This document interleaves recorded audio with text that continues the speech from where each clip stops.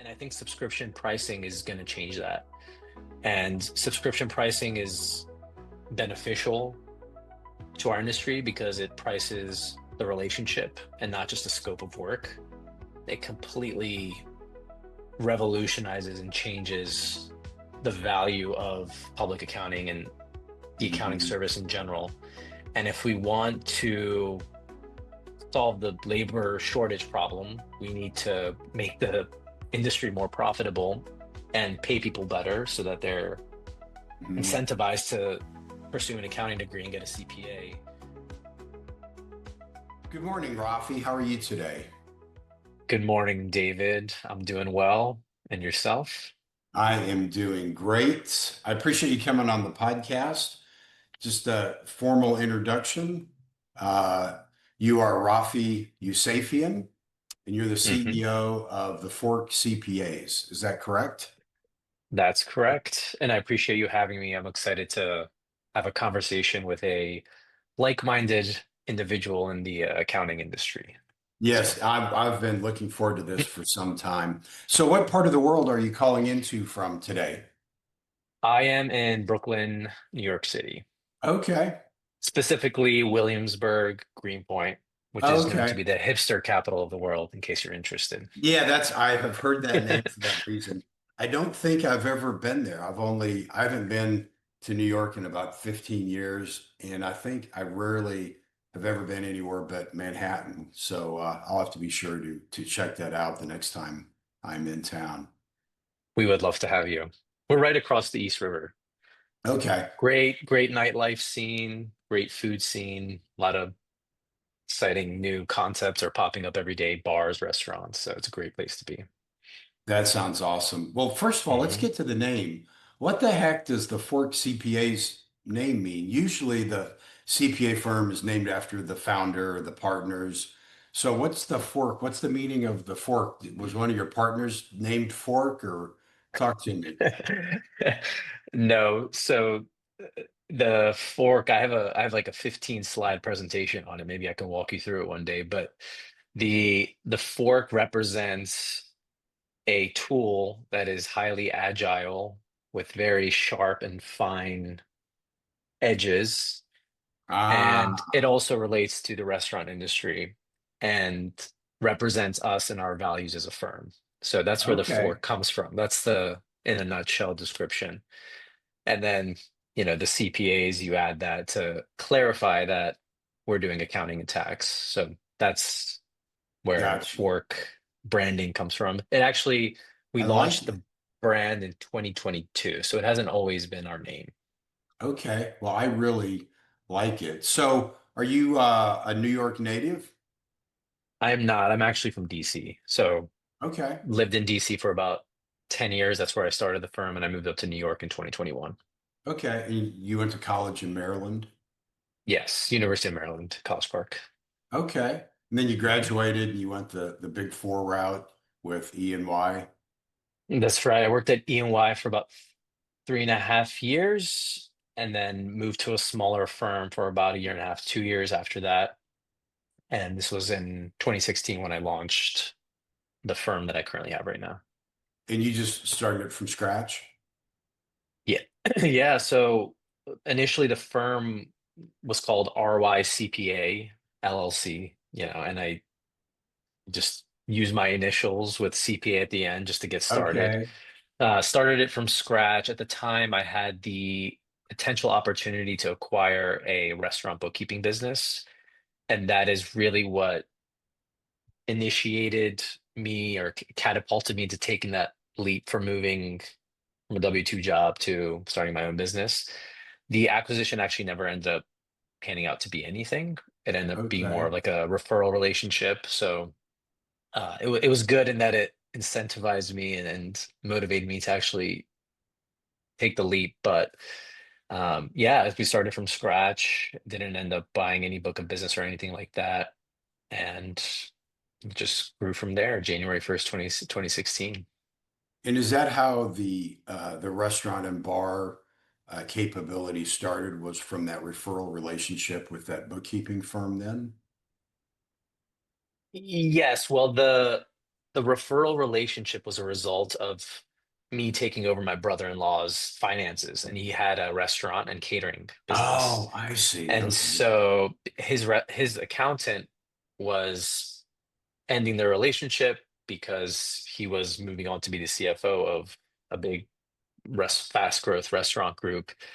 And so I asked to meet with him. I said, "Can I meet with the former accountant? Maybe he has a book of business that he wants to sell or get rid of." And that's where the that's not where the interest in restaurants started, but that definitely had an impact on moving towards that restaurant niche at some point. And so my first real client was a restaurant business. Okay. And yeah, That so is that is great. So uh you've got your CPA firm, it's growing. And then at a point, you realized you had a concentration in the restaurant and bar business. Now, mhm. conventional wisdom says when you have a concentration like that, whether it's client, industry, you need to fix it by diversifying. But you decided to go in a different direction, right?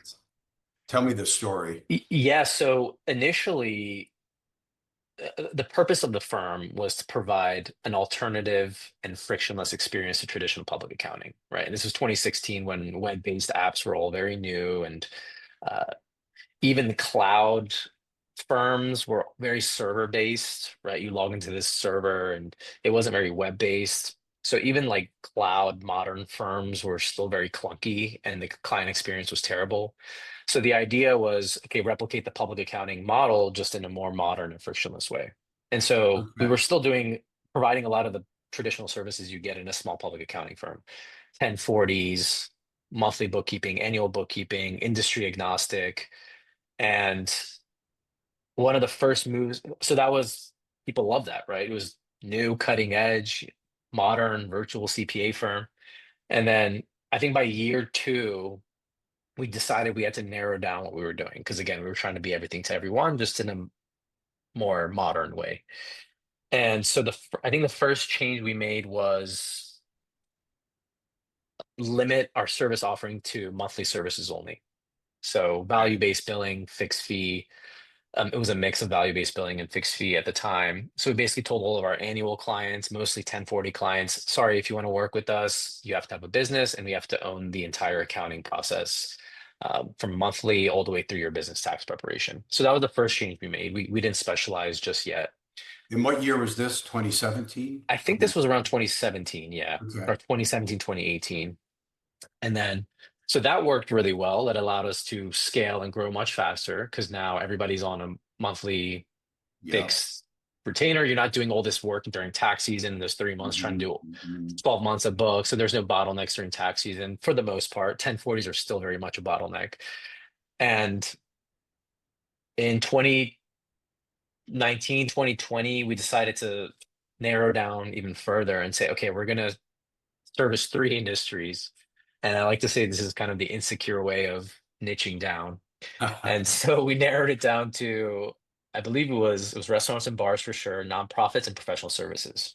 Okay. And so that helped again, even better. Now we can scale and grow even faster with more efficiency. And then in 2022, we were at a point where the restaurant and bar industry vertical was growing much like double, triple what our other verticals were growing. And I believe it was just a natural result of our passion was behind that vertical.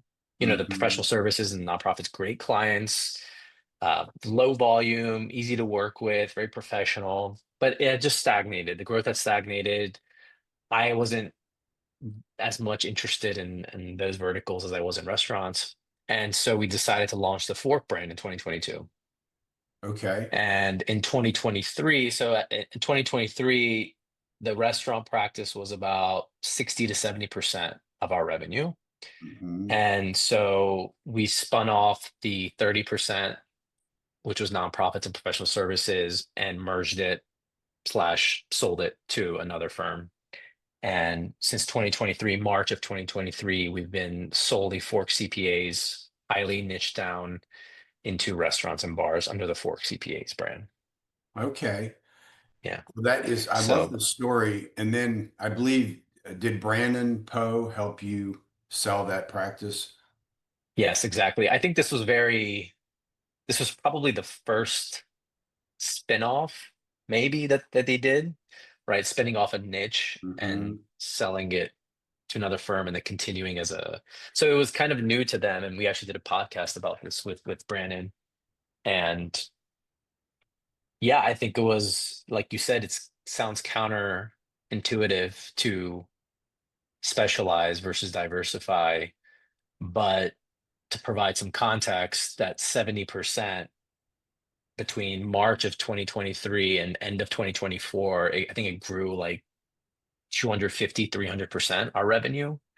So we Wow. were basically triple the size that we were when we did the spinoff. So I'm And an accountant, so I have to put some numbers on this. So let's pretend the firm did $1,000 a year of revenue. So Mhm, $700 of it was restaurants and bars. You sold off the $300 practice, and then mhm. using that multiple, the firm today now is like doing 200 or $300 Well, not today. Within a year and a half, it in was a at year and a around, half. yeah, within a year and a half, it was at like 2000. So you were at 1000, we were like 2100. So that 700 became Wow. 2100. Wow. And I think a big part of it had to do with I actually retained my staff that was part of the nonprofit and professional services vertical. Okay. So that was about 4 people. And so that also helped because you need staff to grow into. Hmm. And it did hurt our valuation because a lot of the times when firms are acquiring, they want to acquire the staff because that's one of the biggest Right.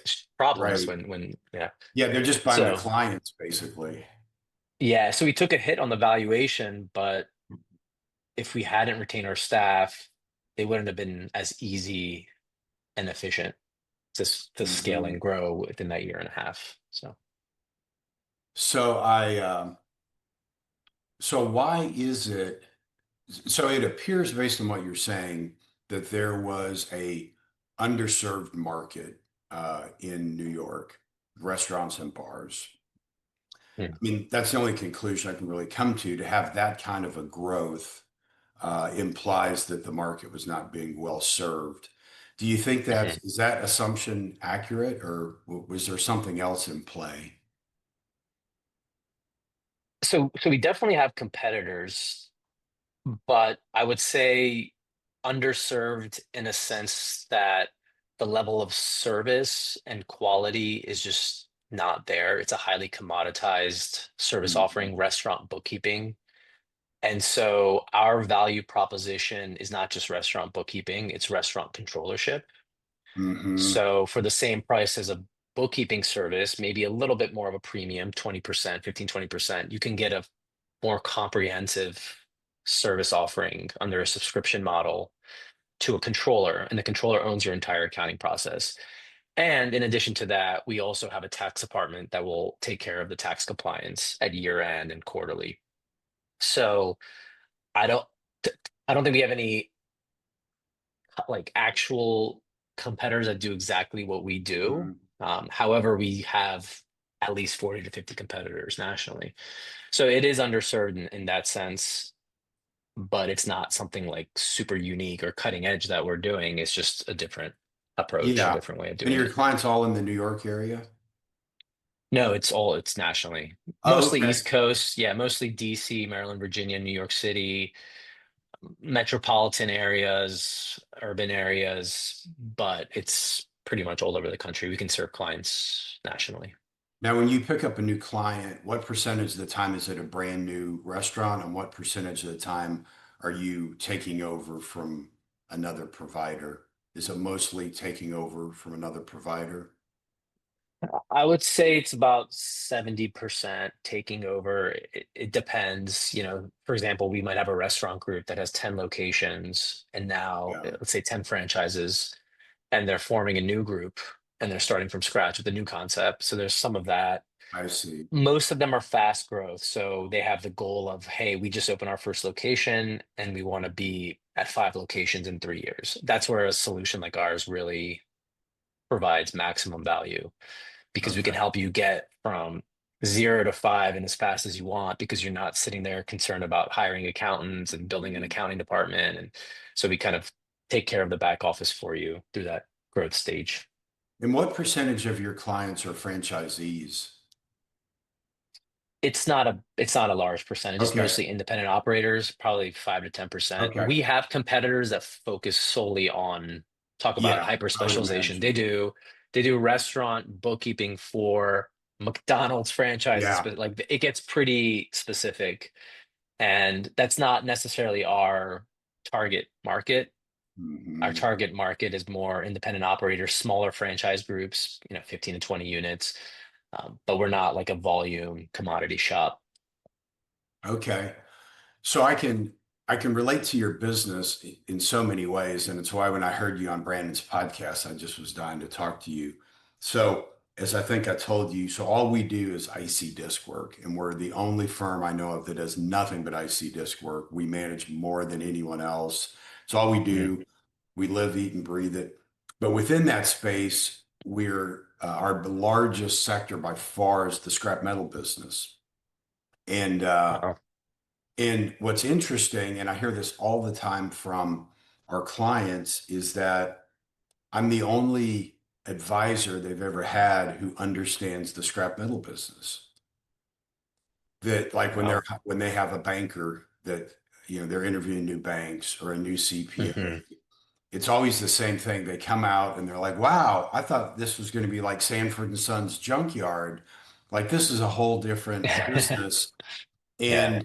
And they get so frustrating, and I've frustrated, and some of them have asked me to find CPAs, find them a new CPA.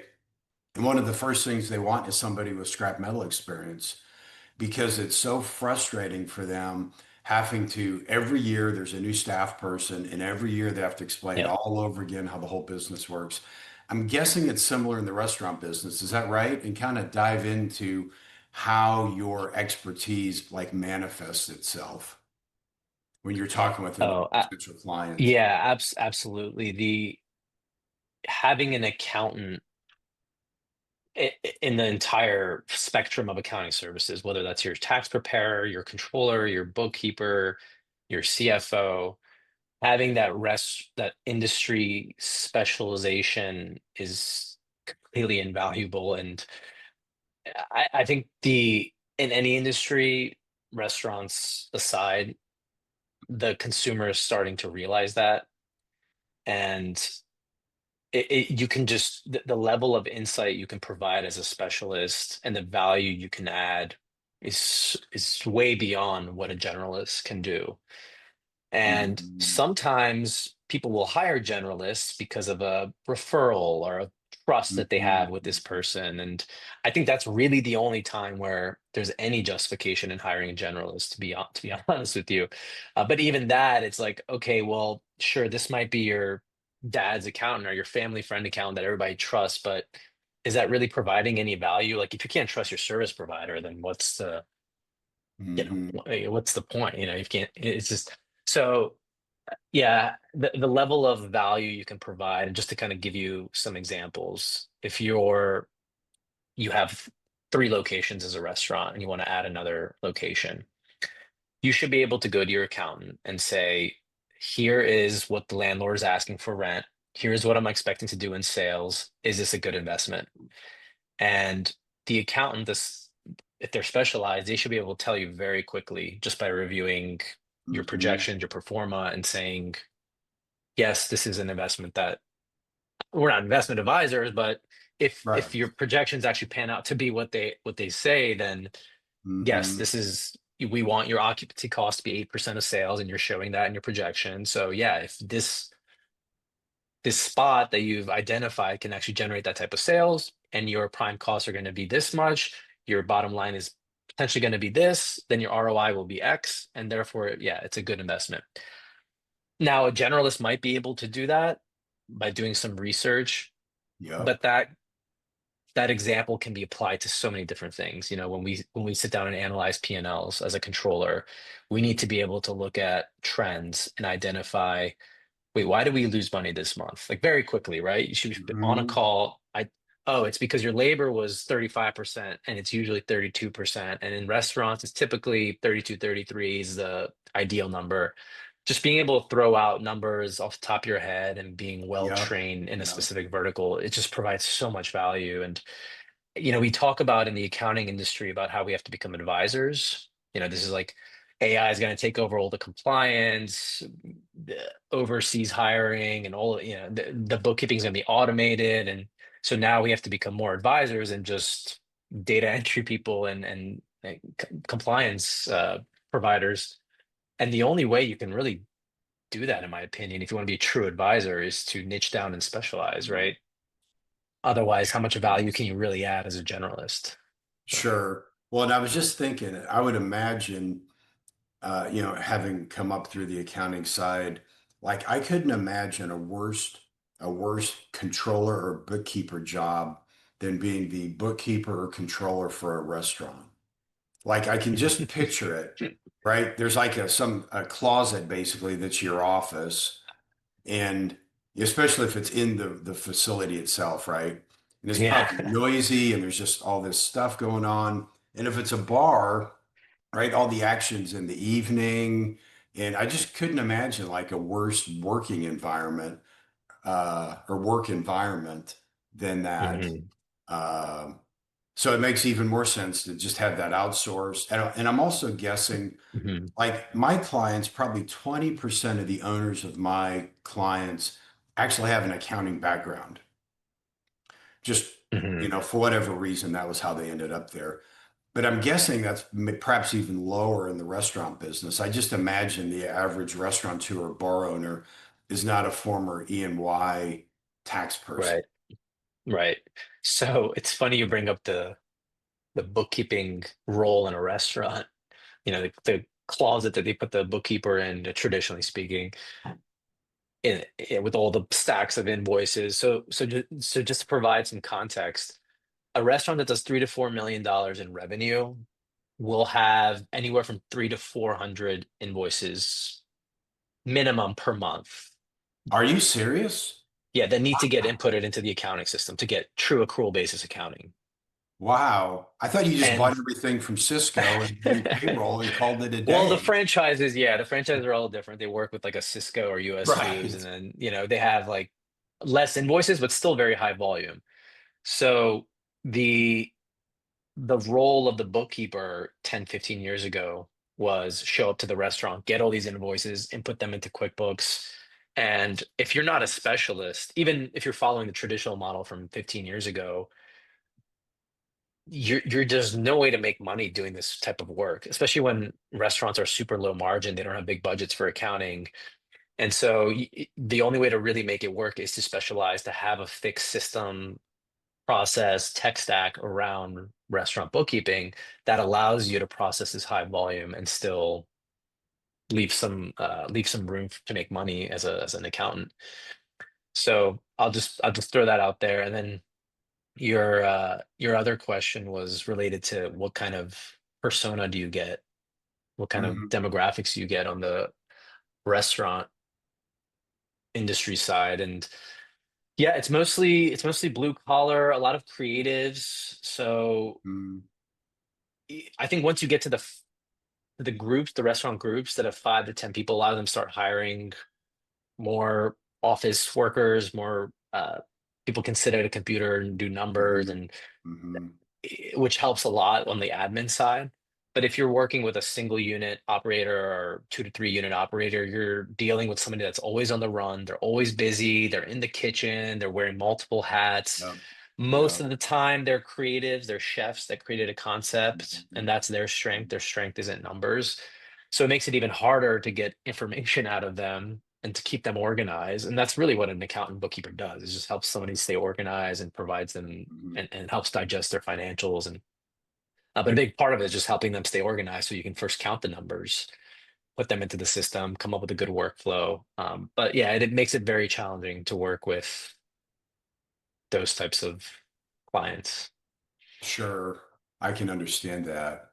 Now, my understanding is the restaurant and bar business has one of the highest failure rates of any type of business. Is that true?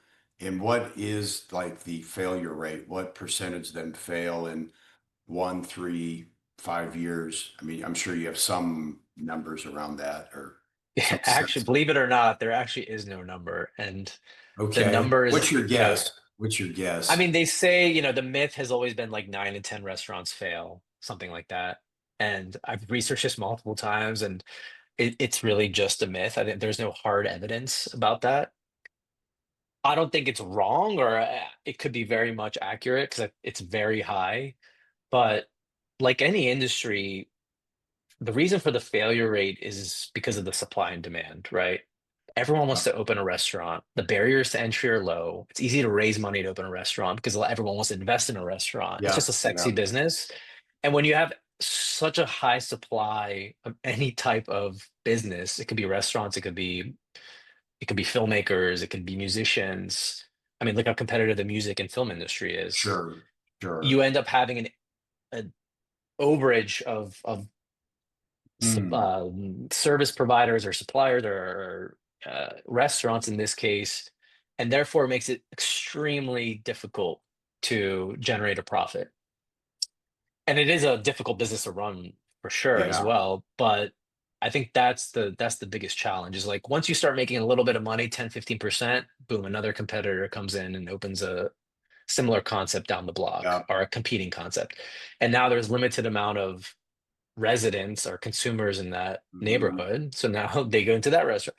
And especially in cities like DC right now, DC is very, very competitive.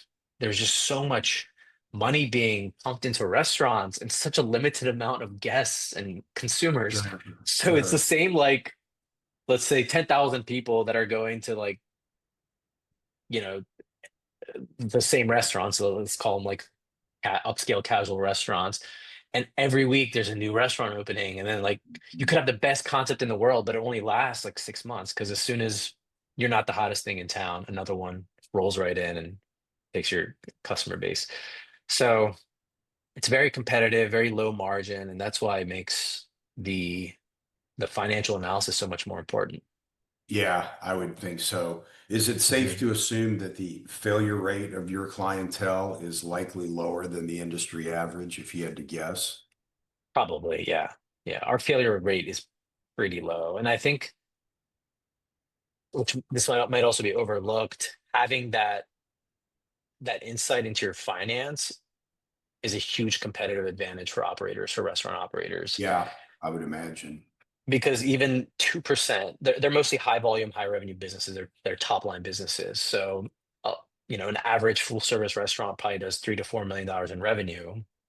And so even a 2% savings on your food costs, that can be your entire profit margin right there. So the average restaurant does between three, it used to be like 5 to 10%. Now it's like 3 to 7%. But needless Mhm. to say, it's pretty low, the profit margin. So if I can provide weekly reports that give managers insight into their labor and food costs, that in itself helps them reduce food and labor costs 2 to 4%. And it's key to do this weekly, not monthly, right? Because monthly, it's already too late. You don't know what you did 4 weeks ago to be able to tweak and adjust the levers in your business. So yeah, I think it's a competitive advantage. Hey, if I can save you 2 to 5% just by monitoring the financials, forget all the time savings that I'm going to give you. Mhm. Automatically, you've added a lot of value and you've maybe even saved that restaurant from going out of business.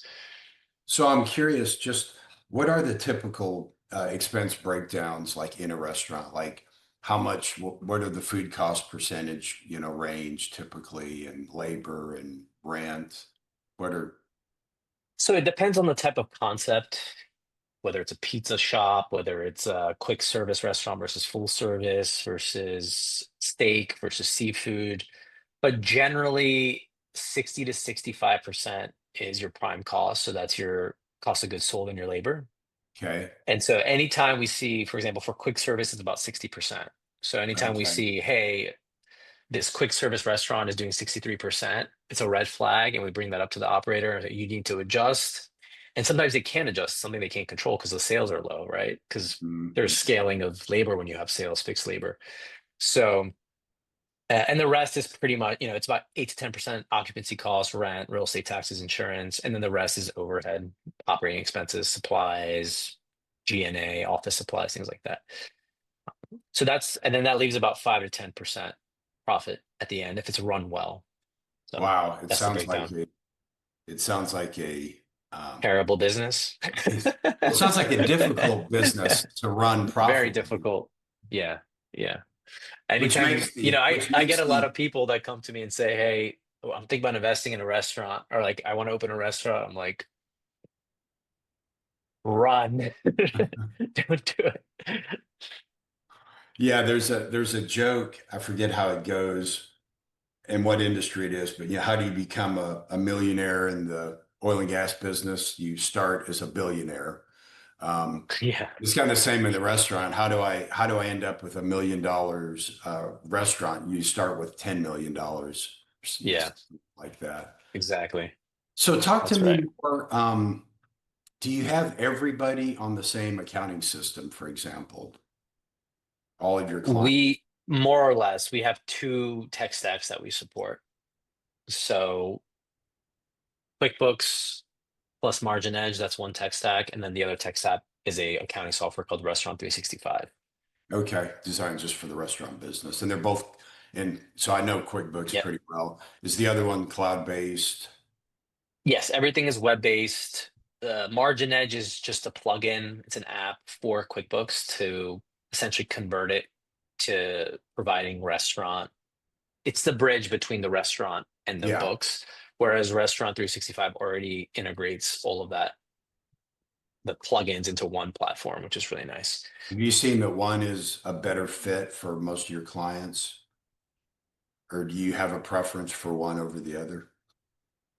It depends on the concept for sure. Okay. For example, we have Dave's Hot Chicken. Not sure if you've heard of it, the franchise, one of the Yeah. fastest growing Yeah. franchises in America. They have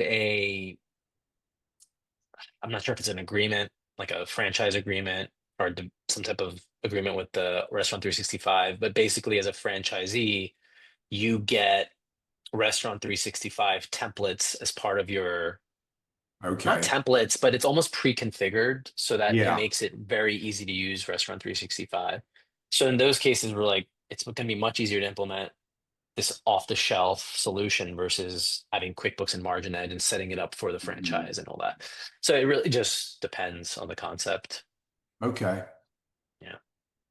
What are what are some of the things clients tell you, or what's the feedback you get after like 6 to 12 months? I have to imagine that your clients are really happy with your service. What are some of the things that you hear from folks? So this is your chance to really brag about your team and your business model. What Yeah. are some of the So things you hear? typically, it's not so much, the feedback we hear is so and so is so great. You have been an invaluable resource for our team and our growth. We have a lot of testimonials that we get from clients. They provide so much peace of mind. Now I can focus on what I do best without having to worry about, are my bills getting paid? Am Mhm. I profitable? What are the numbers that I need to look out for? But really, we see the results most of the time because you see a restaurant operator that has one location or two locations, and they have maybe like an internal person that is a partner in the business that is overseeing the financials. Mhm. And we do a discovery call with them. We find out they're spending their whole week just like getting receipts from employees and uploading invoices to the accounting software and then we're like, this is you spend your whole, like, most of your time on this.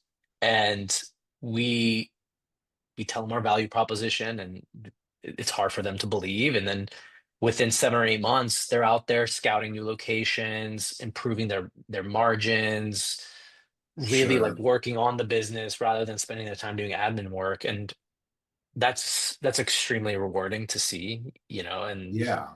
and not all of them do this. Some will not take advantage of what we provide. Some of them just like the time savings. But Hmm. when we see, okay, this person was stuck at two, three locations, And now they have the time to really focus on growth and building systems and processes and focusing on their vision.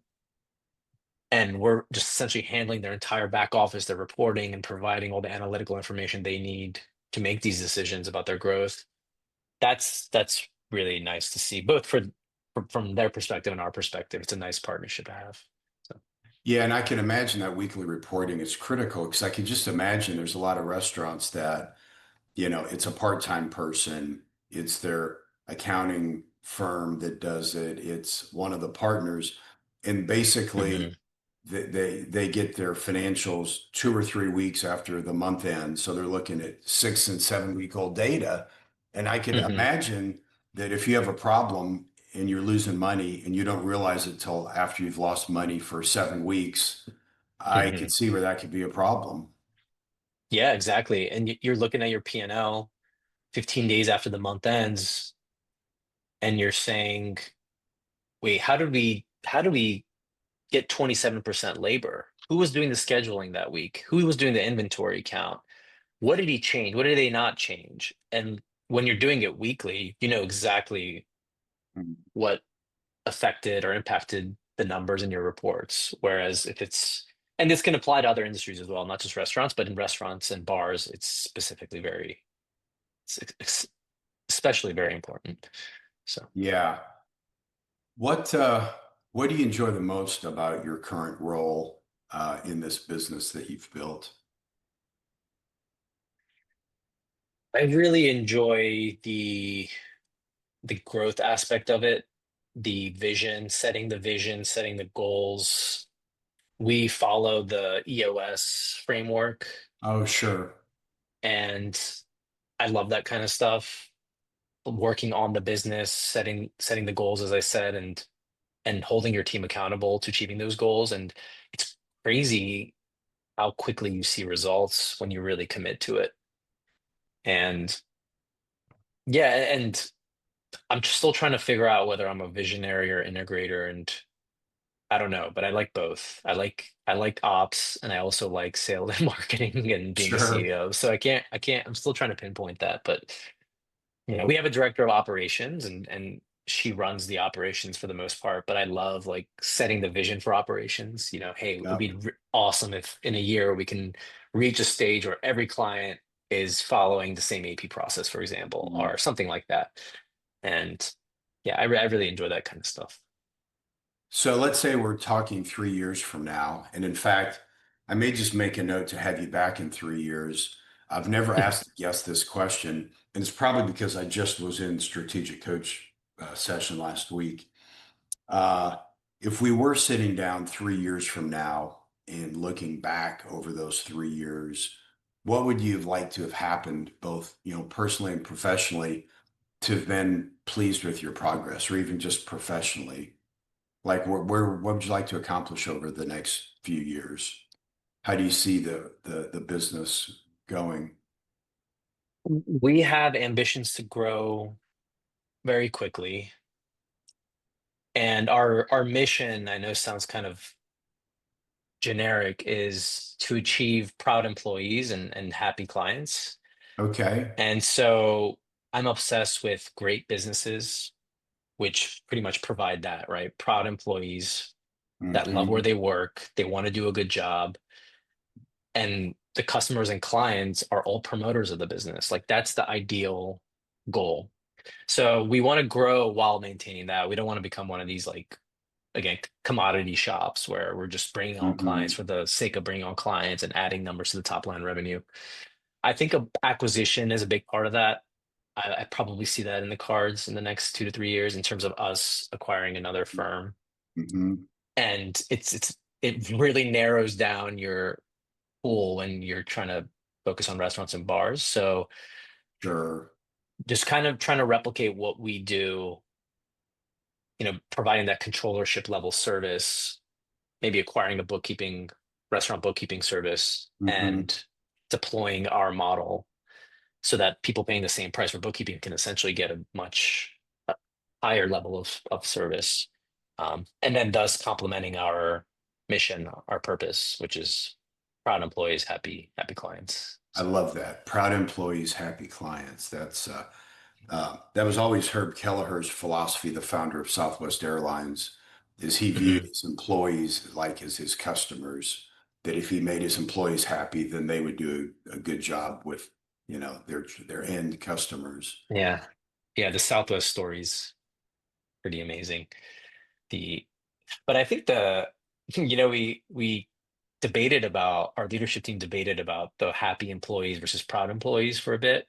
Uh-huh. And I think we very specifically and adamantly decided that we want proud employees because it's not as soon as you say happy, like nobody's ever 100% happy, like we Right. want the clients Right. to be happy and satisfied, but we want our Mhm. employees to like, there's going to be tough times and they're not always going to be happy and times are going to be tough. But as long as you're doing what you're proud of and it feels rewarding, at the end of the day, it's a job, right? So we're not expecting everyone to show up to work and be like super happy Yeah. about what they do, but at least like we want them to be proud. And I think that comes with passion. Like if you don't have passion for what you do, you're most likely not going to be proud and you're probably not the best fit for our company. So it attracts a certain type of employee, but it also pushes out a certain feeling Hmm.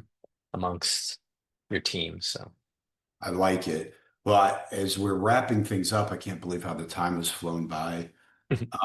If we could go back to 2011, when you were graduating from the University of Maryland, if you could go back in time and like give yourself advice, your 22, 23-year-old self advice back then, what advice might you've given yourself based on the experience you've had over the last 14 years?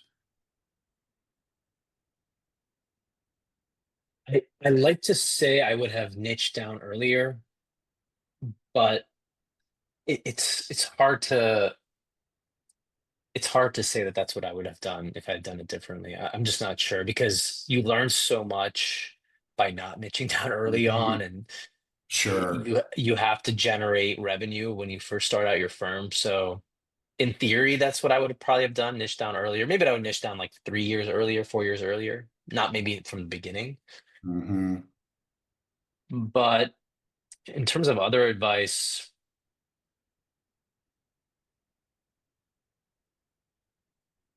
yeah, I would have probably taken accounting more seriously earlier on because I had so many little businesses at that time when I was in college. I was just like still trying to figure things out. And I knew accounting was potentially one of them, but like well, before that in college, I had like an eBay business where I was going to stores, finding things for cheap and selling them online. And then I had a welding business, and then I had a DJ business. And so I was still trying to figure out. I was very like on the fence about do I pursue accounting versus something else. And I would have probably told myself to focus on the accounting much earlier. That is so interesting because I asked that question to a lot of guests, and they almost all have the same answer. But when I asked you the question, as I was asking it, I was thinking, oh, that's kind of a dumb question because most of my guests, they waited 20 years before they started their own business. And Oh, their wow. advice Okay. themselves would have been, don't be afraid, take the leap earlier. Hmm. But you really Yeah. couldn't have taken it much earlier. I mean, you're an employee for 5 years. You kind of need to learn the industry. Hmm. And obviously you had those entrepreneurial tendencies early on. Uh, but Hmm. but that is interesting. You wish you had taken the accounting more seriously because you didn't know then that this is what your future was going to be. Right. I knew it Right? was going to be in entrepreneurship and Yeah. growing a business, starting a business. But in hindsight, again, it's like if I hadn't done all the DJing and the parties and the events, I wouldn't have been exposed to how marketing really works and how PR really works. So I don't know. It's hard to say. Like, Oh, yeah, that makes sense. Well, is there anything I didn't ask you that you wish I had asked you? I think when we've talked in the past, we talked about the pricing model when it comes to niche services. Yeah. I think that's also Do you very want to share? relevant. Do you want to kind of share how that works, or is that something that Yeah, yeah. you So I have think when standard pricing on, or whatever you're? I didn't want to get too much into pricing. I didn't want you to feel obligated to share anything you didn't want to share. yeah, so the I think another aspect of niching down that is valuable and necessary as it comes to our industry in accounting is the pricing model. So, there's various forms of pricing in professional services. You have hourly billing, the traditional hourly billing, you have the value-based pricing, you have fixed fee, and then you have subscription. And the trend, I believe, is moving towards subscription. It was Hmm. value-based. Hourly is the old model that Hmm. hopefully most Hmm. people aren't following anymore. But the subscription model, for the industry, I think is going to be the best because we have problems in the industry right now. They talk about the shortage of labor and all that, and the need to adapt advisory services. But I think it's not just you can't look at labor in a vacuum, right? You have to look at why do we have a shortage of labor problem? It's because we have a value proposition problem and we have a pricing problem, Hmm. in my opinion, at least. And I think subscription pricing is going to change that. And subscription pricing is beneficial to our industry because it prices the relationship and not just the scope of work. And it doesn't like value-based pricing prices the customer, how do they see the value that we're providing? And you price based Right. off of that. But I think once you move into subscription, it completely revolutionizes and changes the value of public accounting and the accounting Hmm. service in general. And if we want to solve the labor shortage problem, we need to make the industry more profitable and pay people better so that they're Hmm. incentivized to pursue an accounting degree and get a CPA. And subscription pricing, I believe, really does that. In order to provide subscription pricing, you don't need to, but it really helps by niching down because the whole concept of subscription pricing is you pay this fixed price and Hmm. we do everything for you. No hourly billing, there's no scope of Yeah. work. We do everything for you that is in our wheelhouse that we can do under our roof. And when you provide that type of peace of mind and frictionless experience for clients, all of a sudden, I think the potential for profit and paying your employees better skyrockets. So Yeah. Ron Baker would be so proud of your transition. yeah, I think it's a little too early. I think he wrote his Time's Up book like 3, 4, or maybe, yeah, 3, 4 years ago, something Something like like that. that. Yeah. So it might be a little too soon to tell whether it's going to work in practice. It's worked for us, but it's very difficult to implement subscription pricing if you don't niche down. Yeah. Well, and I think the No. monthly work also helps. You know, like a CPA firm who all they're doing is just, the annual tax return. Like, how do you Mhm. justify a subscription billing, right? Or certainly a Yeah. monthly subscription billing, there's more of a disconnect. But with what you're doing, I mean, the tax return is, I don't want to say an afterthought. It's just an inevitable outcome of what you've done throughout the year. The I think the most similar example that's been tried and tested is the medical concierge. Yeah. So one medical, Hmm. the subscription-based medical office that Amazon Hmm. acquired, I don't know, what was it 3, 4 years ago? So I think it's very similar because you have an annual checkup. So think of that as your tax return. Yep. Yep. So you pay Amazon, it's a very low price. I don't know what it is, but I don't know, maybe a few $100s a year for your subscription to One Time Medical or One Medical. And a lot of the medical concierge services work like this. They range Hmm. anywhere from $50 a month to $300 a month, depending on the Yeah. level of service that you're getting. And that gives you unlimited access to a primary care physician. So if I want to go see them every week, it's included in my $100 a month subscription.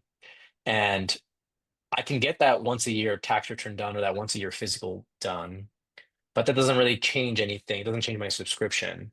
That could be the only thing that I do with them, but just I'm paying for that peace of mind. I know if something happens, or if I'm planning for something, I can just call that primary care physician or that accountant and run it by them for no extra charge. And so I think it works well. Maybe it's a little too soon to tell for the accounting industry, but I think it's generally worked with the primary care medical Yeah. world.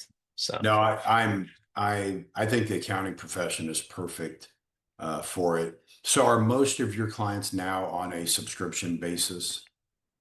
yeah, it's pretty much all subscription. We have what are called add-ons. Okay. So our general subscription is controllership services, but anything that they need, for example, an IRS audit, gap audit, audit and notice defense, maybe like they're pursuing a valuation or a deal, and that's something that we can handle. It's in our wheelhouse. That's all included in the subscription. So, Okay. but when you don't niche down, Exactly. it's hard to limit what you offer, right? So that's why I think when you say, like, we're very clear that we don't do budgets, right? So that's not in our wheelhouse. We don't really have anybody on the team that can do Okay. budgeting for restaurants. We can get on a call and talk through it with you based off of what we know, but we won't prepare a projection and budget because we're not a CFO service, we're a controllership service.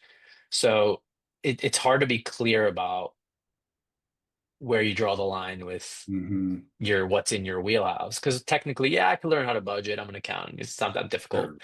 Sure. Sure. But you can't promise everything because then it's kind of now you want to try to promise as much as possible so that your subscription has value, but there also has to be safeguards in place. Well, that is a great way to wrap things up. I'm glad that you'd mentioned the pricing. I really appreciate that. Um, well, I really appreciate your time. Like I said, when I reached out to you, I love your specialization approach. I just think that's the uh, you know the problem with specialization is you have to say no to everything else. And that's Right. so emotionally difficult for people, especially if you have like a scarcity mindset, then Right. it's Accountants, basically. yes, yes. So I think that's great. It's no Yeah. surprise to me. And I really would, if you're up for it, I'd love to check in with you in 3 years and see how things have gone. Yeah. I'm definitely up for it.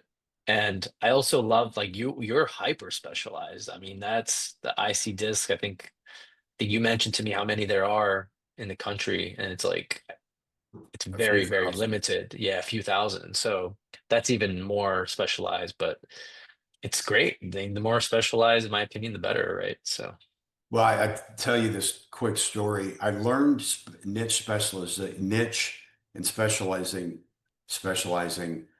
firsthand when I was internet dating in 2000. Okay, the infancy of internet dating, and I was like 30. I think I was 35 years old. mhm. And what I noticed that most guys did, they had an approach of casting a wide net.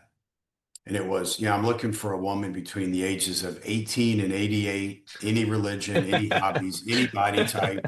Yeah, Uh, yeah, and I think their attitude was, I'm going to cast a wide net. I'm going to get all these fish in the net, and then I can just cherry pick the ones I want. So I'm yeah. like, I'm going to try something different. And so let's say I was 34. My criteria was they had to be a year older to 2 years younger. They had to be tall, athletic, Christian, uh, Mhm. dog loving women with a commitment to excellence. Okay. And my Uh-huh. friends are like, you're not going to get any response. Yeah, yeah. And I'm like, yeah, you're probably right.